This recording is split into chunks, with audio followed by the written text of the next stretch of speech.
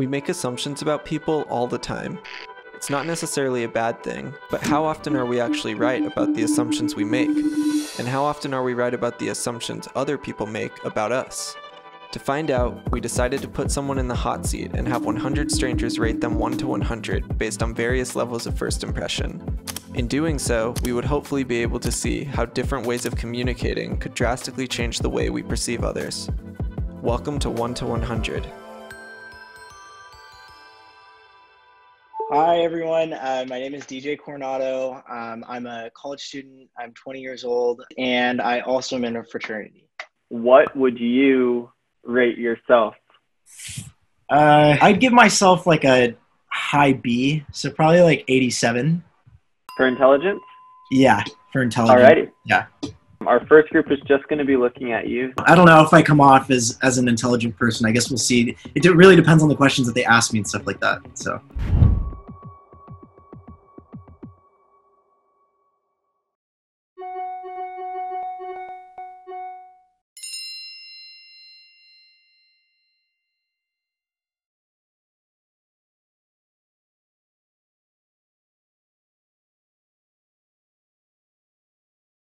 Can you show what kind of pants you're wearing, if you're wearing pants? Are you wearing underwear? Ooh, can we see your closet? Yeah, can we see your clothes? Oh, organized. Okay, typical frat boy stuff. The fact that he had piercing and put in a lot of effort to present himself made it feel like he was more into that rather than academics. He looked sweet, and like, you know, typically like whenever you like see people in glasses, you're like, oh, this person's smart, and he didn't have glasses, but like he still looked like he was like put together.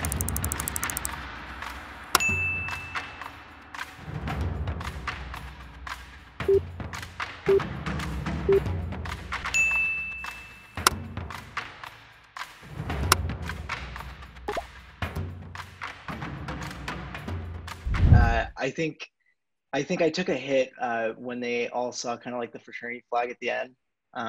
But like other than that, really, really nice people. I liked it.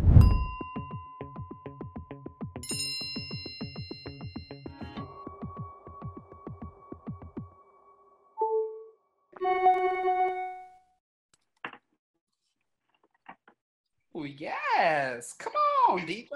Yes. Oh, he ain't got that many pictures. That's all right. Oh, he's been to Barcelona. That's where I live. He's very independent. Yeah. I don't know about independent because he only got like 1, 2, like 9 It says slides. he goes to Pepperdine, though. Yeah. That don't mean nothing. This one doesn't have any of the activism posts. Adrian, you know you're right, Adrian. On it, girl. He just travels. To me, if someone's traveling, especially if they're in college, all that means to me is they have the means to travel. Yeah. Right? Thank you. Like there's no like depth. Like nope. the Amsterdam picture, it was like Amsterdam with a capital D-A-M-N. I would hope that, you know, he has a lot of knowledge, because since he travels so much, I would hope that he like knows the culture and it's not just for show. He did travel a lot, and he seems like someone who's really outgoing, so I would assume that he knows a lot about different cultures and how different people work. It was pretty like deeply rooted in everyone's experiences, whether they went to college or not, on how they perceive having the means to travel and prioritizing travel over like studying or an internship. I would have scored him higher if there were more social justice posts.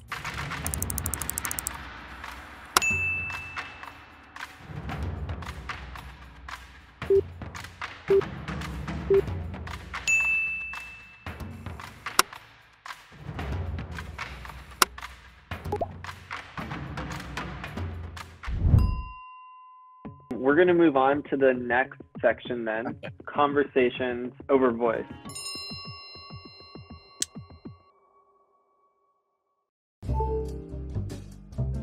Hi, Sam. Hi. Hi, my name is David. Nice to meet you. Nice to meet you, David. What are you a student of? So yeah, I'm a student of integrated marketing communications at Pepperdine University in Malibu. All right, cool. What's your GPA? My GPA is a 3.7 right now. So. Damn. Okay. Where did you actually go? I went to Wheaton College in Chicago, but now I'm a law student in St. nice. Louis. Where do you get your news from? It just really depends. I try and honestly do BBC just because I feel like they're the least biased. I don't really like reading politically charged articles from either spectrum. So yeah, I get a lot of the news from BBC for sure. So what do you think about like COVID and like Trump's administration trying to like silence the data and like trying to all that? Yeah. I don't agree with it whatsoever. I think everyone needs to be wearing a mask, self-quarantining. Do you have any hobbies? Hobbies. I love reading. I love reading anything from nonfiction to fiction. What would you say is your favorite book?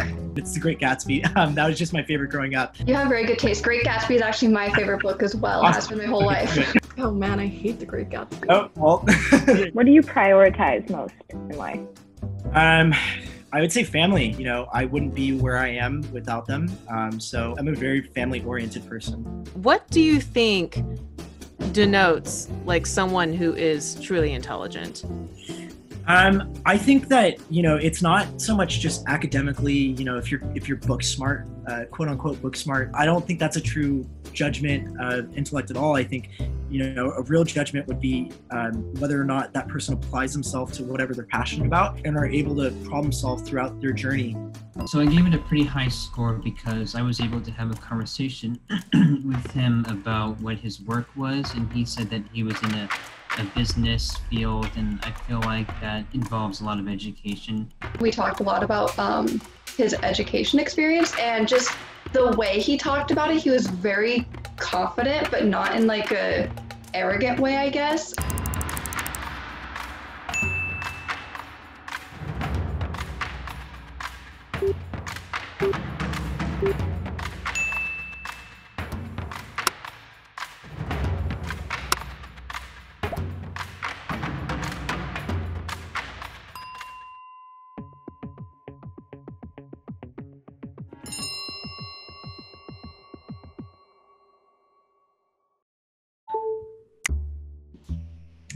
Hi. Hi, how are you? Good. How are you? I'm good. I'm Darian. Nice to meet you, Darian. My name is David. Virtual handshake. Virtual handshake, yes. Virtual handshake. Okay, shall I start? Yeah, of course. Okay, what are your dreams? Dreams. I hope to one day own my own marketing firm. I would say that's probably like my 15 to 20 year dream. I believe you can do it. Thank you so much. I appreciate it. I believe you can do it. Do you know like your states and capitals? I can name all the states. I don't know about every single capital, but I can name every state. What can be broken but is never held? What can be broken but is never held? Spirit. A promise. A promise, dang it. With people, like, do you feel that you connect well with people like very easily, or like sometimes it's really hard to? Yeah, I would say you know, a blessing and a curse. I run my mouth 24/7, so I just get talking, and so hopefully, you know, that makes other people kind of more comfortable to be able to communicate with me as a person. What do you think has to happen for change? Like, what's something you could suggest that could make a change in the world? I think it starts with, you know, this newer generation teaching the generation after us what ideals we should have as Americans, and that, you know, that if you believe that there isn't a problem with racism in America right now, that you're completely wrong, because there is a problem. So I think the ultimate change would definitely be this generation taking, you know, accountability for, you know, the older generation's actions and passing those ideals that we want, you know, our children to have in the next generation. So yeah. All right, and that is 2 minutes. And someone who rates in 100 for me is like someone who is already great. Like, they're already thinking outside of just themselves and just the things they learn in books. They are able to grow. He kind of seemed nervous when I was talking to him and asking a question. And I think like he was just talking really quickly. So I didn't really see him as that intelligent.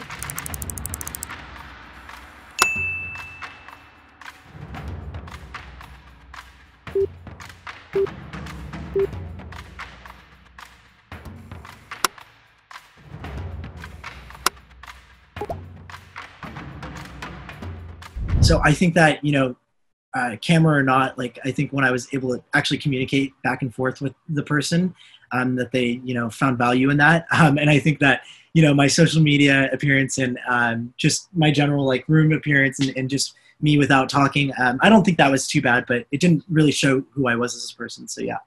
If you can guess within 3 points either direction of the average score you got today based on the interactions you had, then you win $100. Oh, wow. Okay. I'd go with, I'm going to say 86.